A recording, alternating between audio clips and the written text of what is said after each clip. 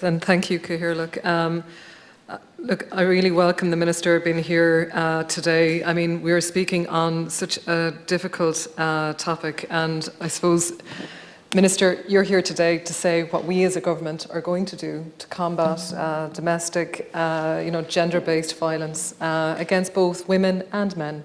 And here, Minister, you're going to hear the voices of both men and women in the channels to tell you, just express, I suppose, our feelings on this subject.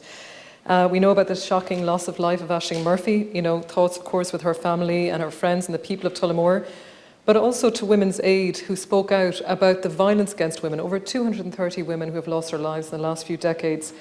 Minister, it's a culture, it's behaviours that we have to challenge and stop. This has been mentioned on many occasions. In the Education Committee, we have done a report just this year on bullying and in school places. Even at a school level, you're looking at 1 in 3, incidences of bullying and cyberbullying. So it starts from a very young age, and we have to tackle that. Bullying cannot be acceptable. It can't lead, potentially to other types of like we see here, like actual violence. We have to tackle, we have to stand up, we have to call it out. And it's about the bystanders and the upstanders. It's the people who notice that their friends have become more withdrawn. And are they asking questions? No one wants to get too involved, but has a friend become more withdrawn? Has a family member become more withdrawn? Are we asking those questions? Why? Are we offering them the supports to feel that they can come forward and speak about this? And Minister, I know that you've spoken about, upscaling and everything within the Garda force so that, every member of the Gardaí is able to be that person for the person that comes through the door.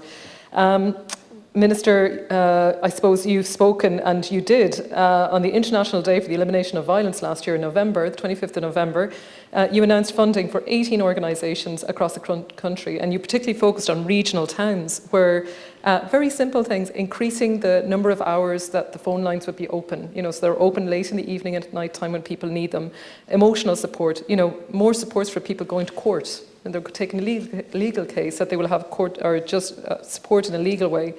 Minister, you've mentioned additional places for refuge in this 3rd National Strategy on Domestic, Sexual and Gender-Based Violence.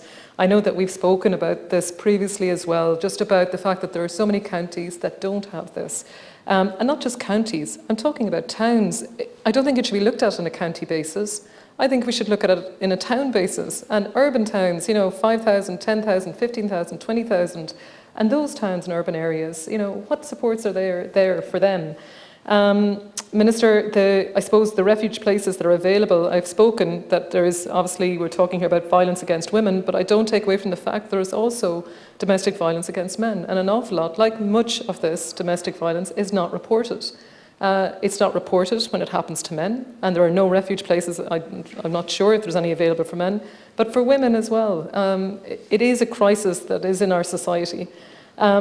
Minister, I suppose I just want to say thank you for the work that you are doing at the moment, the strategy that you're bringing forward, in the way that you've engaged with all communities, particularly in the last few weeks when it's been so difficult.